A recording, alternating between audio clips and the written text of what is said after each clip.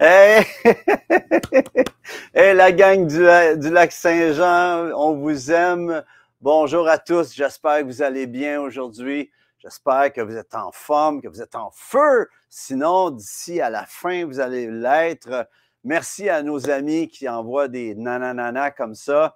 Puis vraiment, gênez-vous pas de faire la même chose.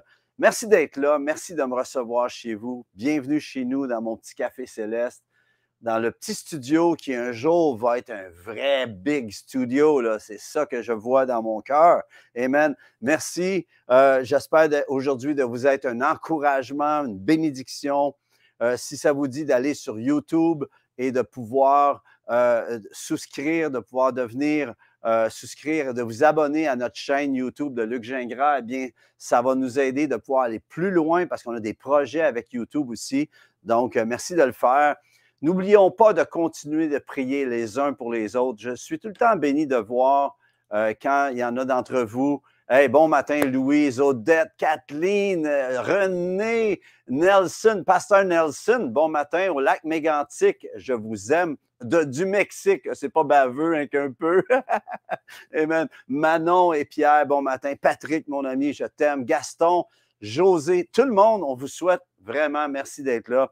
Je vais arrêter les bonjours parce que ça finira plus, mais vraiment bonjour à tous. Amen. Merci d'être là. Merci de partager, d'inviter quelqu'un pendant qu'on commence. Amen.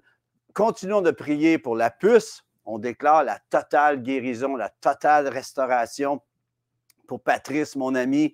Dans le nom de Jésus, j'espère que tu vas mieux, que tu vas bien. Sylvie, comment va Mélanie? On veut savoir comment va ton amie Mélanie. On ne la lâche pas. Elle a vécu un temps difficile. Pour ceux qui vivaient un temps difficile, gênez-vous pas de nous faire part de vos besoins. Souvent, je vais relire après vos commentaires. Je n'ai pas le temps de tous les voir, mais je vais les revoir et je les rajoute à ma liste de prières.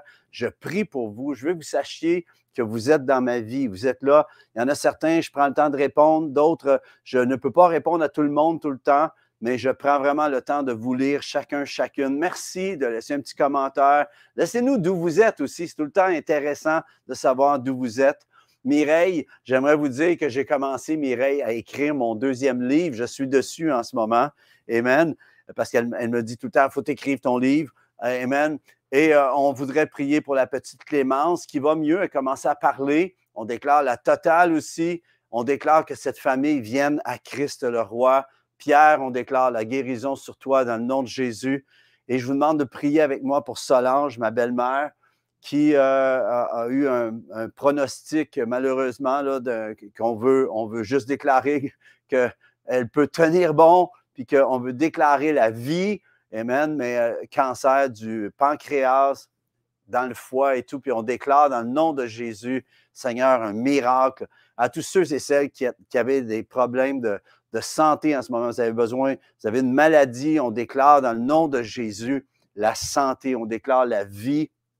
C'est à cause des meurtrissures de Jésus sur la croix que nous sommes guéris. On veut déclarer que tant qu'il y a de la vie, il y a de l'espoir. Amen. Puis on continue. Puis, savez-vous quoi? Tant qu'il y a de la vie, il y a de l'espoir sur cette terre, mais notre vrai espoir, c'est d'être dans sa présence un jour. Chacun d'entre nous, la perspective de l'éternité est là. Amen. Et nous déclarons la vie sur Solange, sur toi, dans le nom de Jésus. On déclare des forces nouvelles, un sursis. On veut des mois en plus, des années en plus. On te remercie, Seigneur Dieu, que tu le fais. Puis s'il y en a certains d'entre vous, vous avez le cancer, vous êtes pris avec, vous n'avez pas, mais vous êtes attaqué par un cancer. On déclare dans le nom de Jésus, cancer, tu sèches. Dites-le, cancer, tu sèches dans le nom de Jésus. Amen. Parle à cette bestiole-là.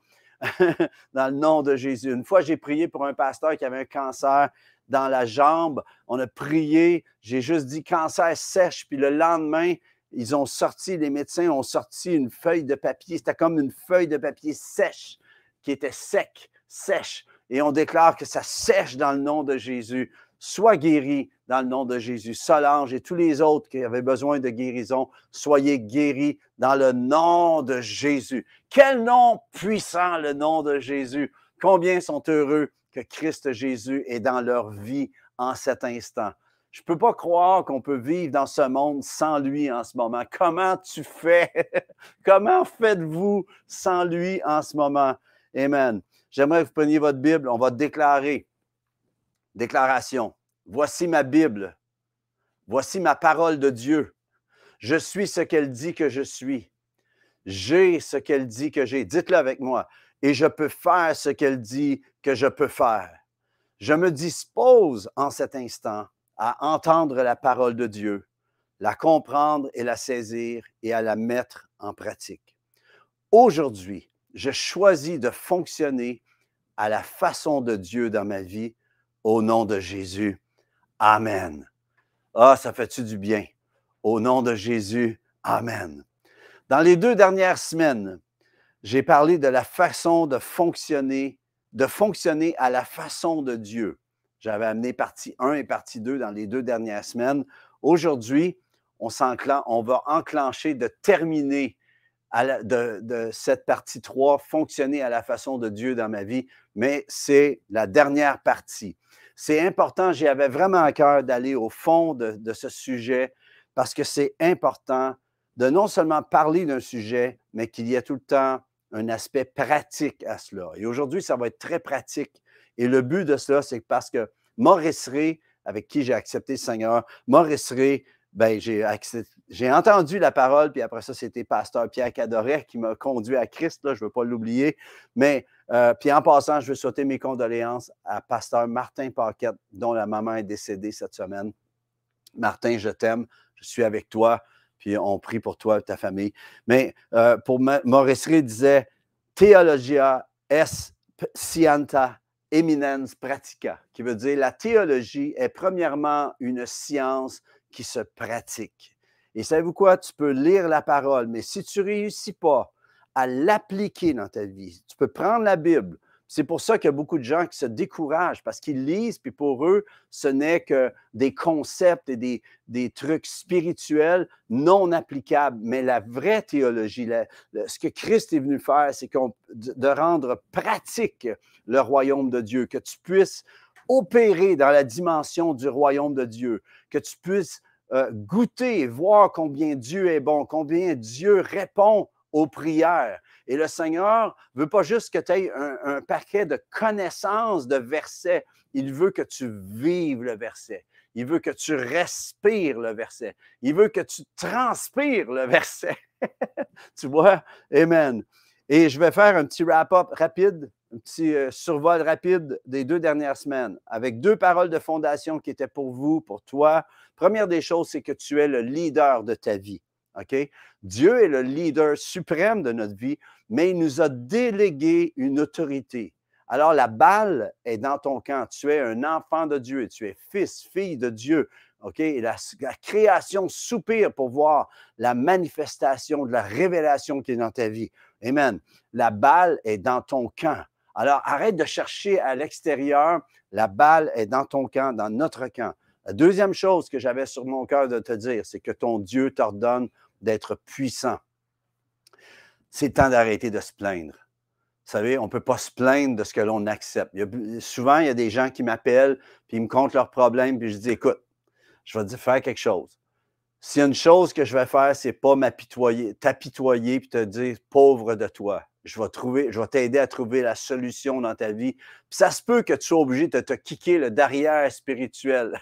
Ça se peut que tu sois obligé de dire mon âme bénit l'Éternel. C'est même ça se peut. Non seulement ça se peut, mais c'est certain que tu vas être obligé, si tu m'appelles, de faire face à la réalité que la balle est dans ton camp et que ton Dieu t'ordonne d'être puissant. Troisième chose que j'avais parlé, c'est qu'un leader est vite à voir une erreur et plus vite encore à la régler. Un leader est vite à voir une erreur et plus vite encore à la régler. Et ma question est celle-ci. Est-ce que tu as quelque chose à régler aujourd'hui? On va en parler plus tard tout à l'heure. 4 choses à savoir maintenant, si tu as la foi. La première, c'est qu'il y a des choses que tu ne peux pas régler. Il y a des choses que tu ne peux régler que de façon surnaturelle et non pas de moyens naturels. Vous savez, la femme dont la fille était possédée d'un démon, il est allé voir des médecins, il est allé voir des gens, il n'y a personne qui pouvait l'aider. Elle s'est rendue à Jésus et sa foi a été récompensée. Savez-vous quoi? Il y a des choses que tu ne peux régler que de façon surnaturelle. Et on va en parler tout à l'heure. Deuxièmement, tu ne peux fonctionner dans le surnaturel en t'appuyant seulement sur des moyens naturels. Ce que je veux dire, c'est qu'une fois que tu as pris le parcours, que tu t'enlignes à fonctionner dans la dimension du royaume de Dieu, tu dois laisser de côté les autres façons que tu fonctionnais avant. OK? Souvent, on veut prendre les deux côtés, les deux façons de fonctionner. On veut servir Dieu, mais on veut continuer encore à notre façon. Dieu dit, tu peux faire ça, mais ça ne fonctionnera pas. Tu ne pourras pas faire les choses que je fais, que j'ai établies d'une façon, et tu ne pourras pas les faire à ta façon. Souvent, on veut servir Dieu à notre façon. On l'a tous fait. Je l'ai fait, vous l'avez fait, vous le faites peut-être encore. On le fait, je le fais peut-être moi aussi encore, j'essaie de m'en sortir moi aussi. Chacun d'entre nous, quand je vous parle à vous, j'ai le doigt pointé vers vous, mais j'en ai 3 vers moi, voyez-vous, je me parle à moi en premier. Mais la chose qui est importante, c'est on est rendu dans une dimension de vie, dans une folie de ce monde où on doit vraiment choisir de fonctionner dans la dimension du royaume de Dieu et non pas en s'appuyant sur des moyens naturels. Dans le psaume 20, ça dit « Ceux-ci s'appuient sur leurs chars, ceux-là sur leurs chevaux. Nous invoquons le nom de l'Éternel, notre Dieu. » Et en Jésus, voyez-vous, nous nous appuyons sur le nom de Jésus-Christ, le roi des rois. Quel nom puissant! Ce nom fait trembler les démons. Ce nom fait la différence dans ta vie. Si tu déclares ce nom, j'aimerais t'encourager. Tu as un problème, déclare le nom de Jésus dessus. Déclare le Seigneur sur ta situation. Tu vas voir que tu vas arrêter de t'en faire. La foi, la paix va venir, va s'installer. Jésus a dit, c'est l'esprit qui vivifie, la chair ne sert de rien. Ça veut dire, tu ne peux pas te servir des moyens de ce monde. C'est l'esprit. Tu as besoin de l'esprit de Dieu. Tu as besoin que l'esprit de fonctionner en esprit et en vérité. C'est pas d'aller adorer sur une montagne en présentiel, comme on dit, c'est de pouvoir vivre dans l'esprit, d'être connecté avec le ciel, n'importe où tu es, que tu sois au travail, que tu sois dans n'importe où, peut-être à l'hôpital en ce moment, là où tu es en ce moment, tu es connecté. Si tu as la foi, tu es connecté. Tu n'es pas obligé de te rendre à un endroit précis pour avoir la présence de Dieu. Là où tu es, si ta foi est activée, le Seigneur est avec toi. Come on, le Seigneur est avec toi. Amen. Tu n'es pas obligé de prier, de te tourner vers un endroit 7 fois par jour. Non, tu regardes à Christ, le roi des rois, tu te tournes vers lui et il est là où tu es en ce moment. Amen. Troisième chose, si tu es né de nouveau, et c'est de ça que je voulais commencer à parler avec vous. Si tu es né de nouveau, tu es déjà équipé pour régler le naturel par le surnaturel. Le Seigneur t'a déjà équipé. Tu as déjà tout en toi. Tout ça parce que Christ est venu. Voyez-vous, on ne réalise pas à quel point c'est énorme que Jésus soit venu. Quand cette étoile a brillé, que les mages se sont déplacés et que le ciel s'est ouvert vers quelque chose de nouveau. Amen. Et qu'ils se sont présentés. Ils ont amené l'or, l'encens, la myrrhe. Ils ont amené leur thésaurus, leur trésor, amen, vers celui qui allait changer toutes choses. Voyez-vous, quand Jésus est venu, rien n'a plus été pareil. Et j'aimerais dire que Jésus est encore là, amen, pour faire la différence dans ta vie. Si tu es né de nouveau, si tu as la foi, tu dois être né de nouveau, tu es déjà équipé. Tu dis, je ne comprends pas. Avec tout ce que je vis, je parlais, il y a une dame qui m'a contacté cette semaine, elle avait besoin d'aide, je l'ai aidée, on a parlé au téléphone, on a prié ensemble et elle me disait, je ne comprends pas, je connais le Seigneur depuis des années et ça ne fonctionne pas. Et on a parlé ensemble, on a essayé de voir au clair avec tout cela. Le Seigneur veut te donner de voir au clair avec tout ça, de voir la lumière dans ta situation. Mais la réalité, c'est que Jésus est venu en chair pour installer un territoire dans ton cœur, pour installer dans ton cœur de comprendre comment t'en sortir. Ainsi, la foi vient de ce qu'on entend et ce qu'on entend vient de la parole de Christ. Je déclare que le Seigneur, il y a une virgule qui va te toucher aujourd'hui. Tout à l'heure, on disait, je me dispose maintenant à entendre la parole de Dieu. C'est pas juste que ce que je dis. Je peux peut-être juste dire un mot ou une virgule qui va faire que pour toi va se créer un nouveau chapitre dans ta vie. Il y a un homme de Dieu que j'ai jamais écouté, Marc Dupont. Je l'écoutais prêcher, j'entendais une phrase, ça me donnait 10 messages. C'est comme, j'appelle que cette dimension s'installe dans ta vie, qui est peut-être juste une phrase que je vais dire, qui va faire un déclic spirituel, un déclic dans ton cœur, que tu vas dire, enfin, je saisis, j'ai quelque chose, je repars avec quelque chose en ce moment. Et je déclare cela pour toi dans le nom de Jésus. Et la chose que tu dois comprendre, c'est que si tu es né de nouveau, tu es déjà équipé. Arrête de chercher, de courailler puis d'aller chercher. C'est déjà mis en dedans de toi. Regardez les arbres à l'extérieur. OK? Là, en ce moment, il neige. C'est l'hiver en ce moment chez nous, au Québec en tout cas. Mais la chose qui se passe, c'est que les arbres ont en eux tout ce qu'ils ont besoin pour continuer à étendre leur genre, à étendre ce qu'ils sont. Voyez-vous, Dieu a mis en eux la semence pour pouvoir être relâché autour et pouvoir faire des forêts, voyez-vous. Eh bien, en toi, il y a déjà, si tu as la foi, la parole de foi, la semence de sa parole est en toi et Dieu t'a donné par cette semence qui est en toi tout ce que tu as besoin pour pouvoir t'en sortir. Alors, souvent, le problème, c'est qu'on cherche ailleurs. On cherche dehors, on cherche vers les gens, on cherche vers les... Puis on essaie de siphonner tout le monde pour pouvoir avoir la solution, alors que Dieu dit, arrête et sache que je suis Dieu. Je domine sur toute chose, je règne sur les nations. Tu dois te tourner, tu dois t'arrêter. Tu dois t'arrêter sur lui en ce moment et regarder et vraiment de dire, Seigneur, je m'arrête en ce moment, j'ai besoin que tu me parles. Tu es à une parole près, une révélation près de pouvoir goûter à ce que tu as besoin de voir la lumière dans ta vie. Amen. Donc, je répète, si tu es né de nouveau, tu es déjà équipé pour régler le naturel par le surnaturel. Et tout ça parce que Christ est venu. Et en lui, en son œuvre, en sa personne, par lui, tu as en toi toutes les clés pour t'en sortir. OK? Et le plus important, c'est juste que tu sois né de nouveau. Tu es né de nouveau, tu es connecté, tu es branché avec le ciel. Et la semence de sa parole en toi est appelée à germer. Alors, voyez-vous, ce qui se passe, c'est que tu as la semence de sa parole qui est déposée dans ton cœur. Ce que je veux dire, c'est que tu as un verset. OK? Tu as un verset, une promesse de Dieu. OK? Cette promesse est déposée dans ton cœur. Elle commence à germer. Tu grandis dans cette promesse. Est-ce que Dieu t'a déjà donné une promesse? OK? Tu prends cette promesse, tu la laisses grandir en dedans de toi. Et à un moment donné, il arrive un temps où cette promesse devient une assurance. Tu es convaincu que ce verset est devenu une réalité dans ta vie. Et lorsque ça s'est arrivé, bang! C'est enclenché, la chose devient réalité. C'est là qu'il doit se passer. Tu dois laisser germer cette parole dans ton cœur. Tu dois la laisser grandir dans ton cœur. Tu dois être convaincu. C'est pour ça que la foi ne fait pas que ressentir. Tu sais que tu sais. C'est pour ça que Paul disait, je sais en qui j'ai cru. J'aimerais savoir, est-ce que tu sais en qui tu crois en ce moment?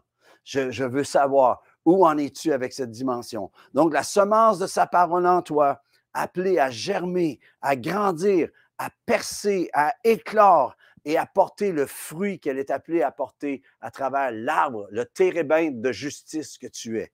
Amen. 2 Pierre 1, 3 et 4, pour démontrer comment tu as déjà tout. Ça dit, comme sa divine puissance nous a donné tout ce qui contribue à la vie et à la piété. Ah, moi, j'aime tellement ce verset-là, je pense que je vais me le faire tatouer. En tout cas, il est déjà sur mon cœur. Il y a un sceau sur mon cœur. Comme sa divine puissance nous a donné tout. C'est quoi tout? C'est tout. OK? C'est tout, c'est en hébreu, en grec, dans n'importe quelle langue. Tout ce qui contribue à la vie, donc à la vie dans laquelle tu vis en ce moment, et à la piété, et à ta foi, au moyen de la connaissance de celui. Qui est celui? C'est Christ Jésus qui nous a appelés par sa propre gloire et par sa vertu. Ah, c'est merveilleux. Lesquels nous assurent OK, tu payes des assurances. Il y a tout le temps, tu sais, dans les assurances que tu payes, il y a tout le temps une petite ligne que tu as oublié de lire qui fait que tu ne reçois pas ce qui t'est dû. Ça arrive souvent. Lesquels nous assurent, mais est-ce que Christ, avec Jésus, il n'y a pas de petite ligne que tu as mal lue, OK? Il a tout payé. Lesquels nous assurent de sa part les plus grandes et les plus précieuses promesses. Et c'est là que se passe la dimension d'opérer dans le royaume. C'est de déclarer, d'être convaincu que ces promesses soient des paroles qui viennent dans ton cœur et comme je disais, qu'elles germent et à un moment donné, bang, l'éclosion se fait. C'est la plus grande et la plus précieuse promesse afin que par elle, vous deveniez, par les promesses, tu deviens participant de la nature divine. Man! As-tu pensé à ça? Tu deviens participant de la nature divine. Es-tu là en ce moment? Veux-tu être là en ce moment? Take it, prends-le en ce moment.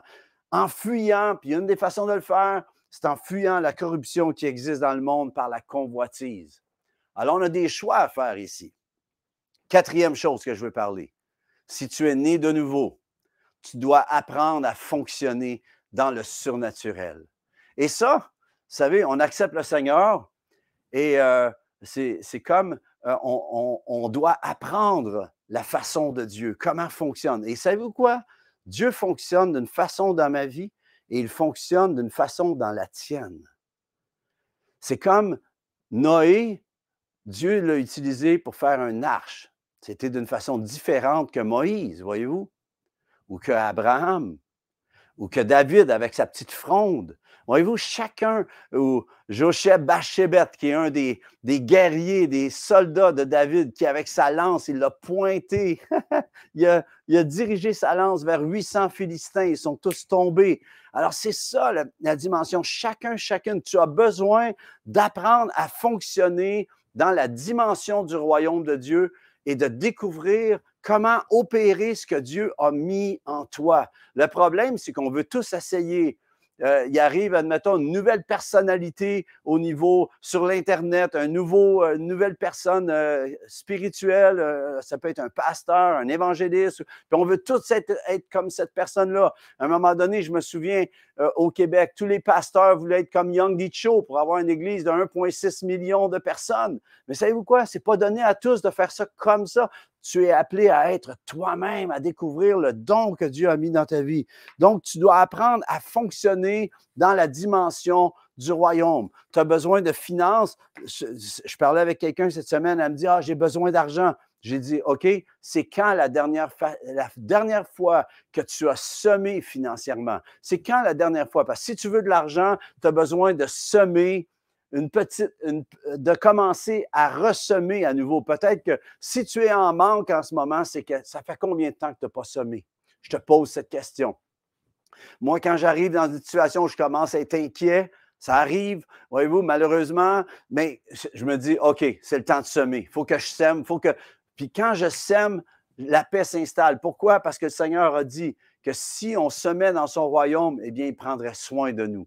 Alors moi, je me fie à ses promesses. Je décide d'entrer dans cette dimension. J'aimerais savoir, tu as besoin de finances? J'aimerais savoir quand est-ce la dernière fois que tu as semé. Je t'encourage à le faire cette semaine. Tu le fais à ton église. Donne ta dîme. Tu peux soutenir des ministères. Il y a ce ministère-ci, mais il y a plein d'autres ministères que vous pouvez soutenir. Voyez-vous, il y a puis des aumônes. Il y a peut-être des gens dans la pauvreté que tu peux donner à des gens qui ont besoin. Une aumône n'est pas une offrande, c'est différent. On pourra en parler une autre fois. Mais ce que je veux juste t'encourager, c'est tu as besoin de finances, arrête de dire « Ah, il faut que ça vienne ». Le Seigneur veut que tu commences à enclencher une nouvelle, à pouvoir créer des finances. Comment tu vas le faire? Nous avons l'occasion, les chrétiens, à chaque semaine, de créer nos finances.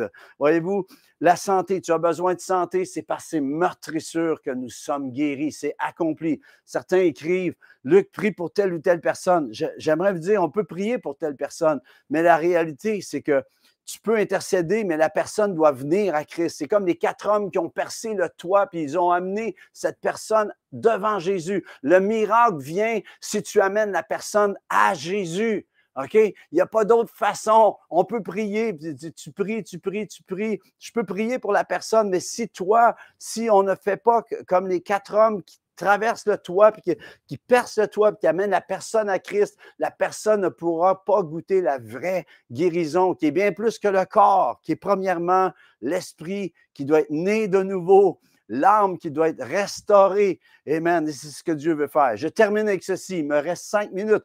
La conclusion. Une question, 2 directives. OK? C'est ma conclusion. Une question, 2 directives. Première question. As-tu quelque chose à régler dans ta vie aujourd'hui? OK, tu dis, c'est dans les dents. Le Seigneur est dans les dents. Le Seigneur veut aller directement au point. Le Seigneur, ce n'est pas un poseur de plaster. Il veut aller avec chirurgie dans ta situation. Il veut chirurgier ce que tu vis en ce moment. Il veut aller au fond du problème. C'est pour ça, quand les 4 hommes ont percé le toit, ils ont amené l'homme au travers avec des cordes, ils ont passé au travers, ils ont amené l'homme devant Jésus. Jésus n'a pas dit « sois guéri », il a dit « tes péchés sont pardonnés ». Il va au fond de la chose. As-tu quelque chose? C'est quoi ton problème aujourd'hui? C'est peut-être pas un péché, mais c'est peut-être pas dû à un péché, mais as-tu un problème aujourd'hui? C'est quoi ton problème? C'est au niveau financier, c'est au niveau de la santé, c'est au niveau familial, c'est au niveau de ton couple. C'est quoi les besoins? Qu'est-ce que tu vis en ce moment? C'est quoi ton besoin? C'est la première chose. C'est quoi ton problème? Alors, identifie la chose. Ta foi a besoin d'un objectif. Tant que tu ne mets pas un objectif à quoi prier, OK? Eh bien, tu n'auras pas le résultat parce que la foi fonctionne ainsi. Tu as besoin d'une cible pour pouvoir envoyer la flèche de ta déclaration avec la parole de Dieu. OK?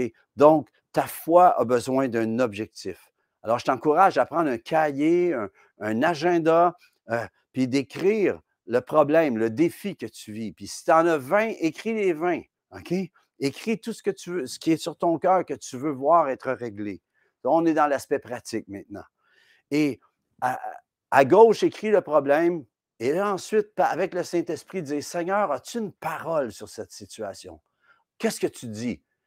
Arrête-toi et demande au Seigneur, mets cette chose. Peut-être que tu as besoin de prendre la communion avec ton conjoint, ta conjointe. Tu as peut-être besoin de dire, Seigneur, on a besoin de ce problème-là. On prend la communion ensemble. Seigneur, as-tu quelque chose à nous dire? Arrête-toi, sache qu'il est Dieu, OK?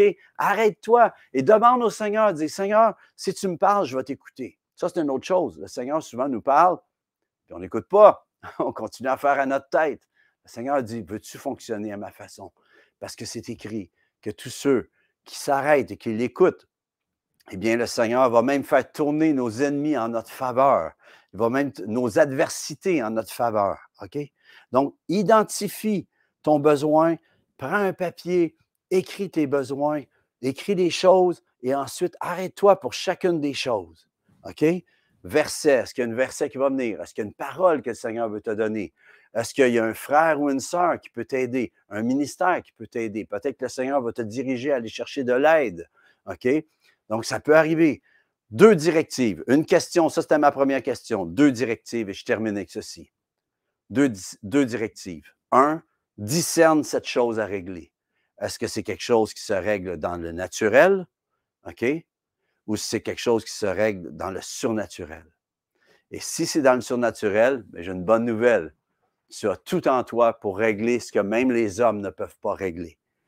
Et une fois que tu as discerné cette chose, je termine avec ceci. Active. Entre dedans. Prie le Seigneur, reçois du Seigneur et fais ce qu'il te dit de faire.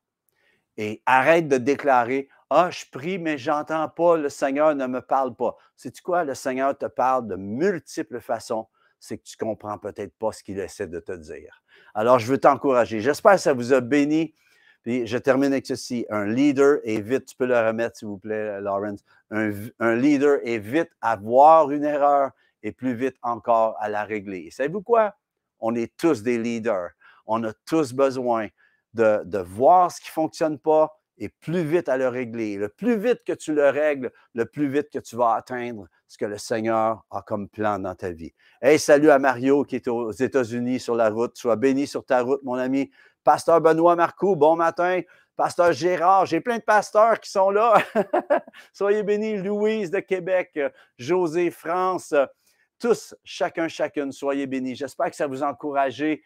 Allez avec la foi que Dieu vous a donnée, qu'il soit fait selon votre foi, votre faim et votre soif. On se revoit la semaine prochaine. Si tout va bien la semaine prochaine, j'ai un invité que j'ai coaxé. J'ai envoyé un texte à 5 heures du matin. Puis je vais avoir quelqu'un avec moi si tout va bien la semaine prochaine. Je vous aime. Bonne semaine. Et continuons. Le Seigneur est tellement bon. À bientôt. Bon café.